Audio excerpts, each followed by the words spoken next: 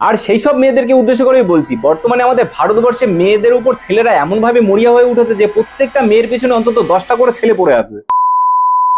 Hello ভাই লোক, welcome to my channel the বংলট। তো আজ কথা বলবো সেই সব মেয়েদেরকে নিয়ে যাদের ভাবনা চিন্তা সম্পূর্ণ আলাদা। তারা কিভাবে, তারা কোন জগতে বসবাস করে এবং তাদের মাথার মধ্যে কি চলে, সেই বিষয়বস্তু নিয়ে আজকে কথা বলবো।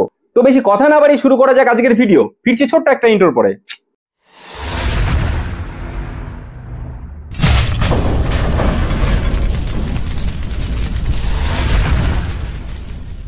কোনো মেয়ে যদি বারবার তোমাকে বলতে থাকে, জানি আমি সুন্দর নই, দেখতে খারাপ, ছেলেরা শুধুমাত্র সুন্দর দেখতে মেয়েদেরকেই খোঁজে, সুন্দর মনের কাউকে খোঁজে না, আর এই কথা বারবার শোনার পরে তার কথাতে যদি তুমি এগ্রি করে বসো, ব্যাস এটা শোনার পরে সে তার দেহ ত্যাগ করে দেবে, কিন্তু তোমার সামনে দ্বিতীয়বার আর কোনোদিন যাবে না। সঠিক বলেছেন।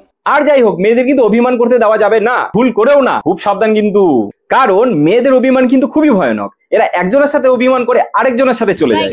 কি ধরনের পাগলামি! আর যদি বলো না না তোমাকে দেখতে সত্যি সুন্দর, তোমার হাসিটা দারুণ, তুমি খুব সুন্দর কথা বলো, তোমাকে দেখলে আমি সবকিছু ভুলে যাই, তাতেও সে বলবে চুপ করো, একদম মিথ্যে বলবে না। আসলে মেয়েদের মন পাওয়ার জন্য বেশ কিছু ছেলেরা এমন ধরনের কথা বলে থাকে, আমি মোটেও সুন্দর নই। যত দোষ হচ্ছে আমাদের ছেলেদের। আমি বিশ্বাস করি না। কিছু মেয়ে আছে তারা নিজেরাই জানে না তারা কখন কি বলছে।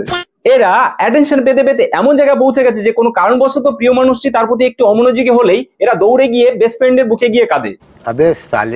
বুঝেছো? তাই বলছি, কিছু মেয়ে আছে যদি নিজে সর্বস্ব দিয়েও বোঝানোর চেষ্টা করো তাকে তুমি কতটা ভালোবাসো, তারপরেও তুমি হবে ব্যর্থ। আর সেই সব মেয়েদেরকে উদ্দেশ্য করেই বলছি, বর্তমানে আমাদের ভারতবর্ষে মেয়েদের উপর ছেলেরা এমন ভাবে মরিয়া হয়ে উঠেছে যে প্রত্যেকটা মেয়ের পেছনে অন্তত 10টা করে ছেলে পড়ে আছে। বর্তমানে এটা কিন্তু খুবই সাধারণ ব্যাপার, কিন্তু এটা নিয়ে মেয়েগুলো খুব প্রাউড ফিল করবে আর সাথে নিজেদেরকে স্পেশাল ভেবে বসবে, আর ভাবাটাও স্বাভাবিক। আর এই চক্করে পড়ে তারা তাদের শখের পুরুষকে ইগনোর করতে শুরু করে, তাকে ভ্যালু দেওয়া বা তার সাথে ভালো ট্রিট করাও বন্ধ করে দেয়, কারণ সে ভেবেই নিয়েছে যে তার পিছনে পুরো দুনিয়ার ছেলে পড়ে আছে। আচ্ছা, আর একটা গেলে তাতে কি বা এসে যাবে। কিন্তু মামুনি, এটাও একটু ভাবো, যে 10টা ছেলে তোমার পিছনে ঘুরছে, সেই 10টা ছেলে কিন্তু আরো 10টা মেয়ের উপর একইভাবে নিজের মতলবের জন্য পড়ে আছে।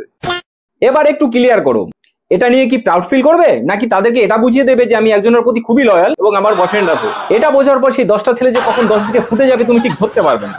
তো সব কথা শেষ কথা, কারো থেকে একটুখানি অ্যাটেনশন কম, কারো থেকে একটু ইগনোর, কারো থেকে একটু ইনসাল্ট হওয়া তোমার জীবনের কিছুটা দিন কমিয়ে দেবে না, বরঞ্চ এগুলো মেনে নিতে পারলে নিজেকে আরো বেশি শক্ত করতে পারবে এবং পরবর্তী জীবন সুখের হবে। জানি এত জ্ঞান দিয়েও কোনো রকম কোনো লাভ নেই, কিন্তু তারপরেও দিলাম। নেওয়ার হলে নাও, না হলে তোমার ইচ্ছে। দেখো বড় হয়েছে, যেটা ভালো বোঝো। ওহে বঙ্গবাসী, এবার তবে আসি। ভিডিও যদি ভালো লেগে থাকে তাহলে অবশ্যই লাইক কমেন্ট করে জানিও, এবং একটু বেশি ভালো লেগে থাকলে সাবস্ক্রাইব করে বেল নোটিফিকেশন অল করে দিও, যাতে করে সবার আগে আমার ভিডিও তোমার কাছে পৌঁছে যায়। ভালো থেকো, সাবধানে থেকো, সুস্থ থেকো। ওকে, বাই।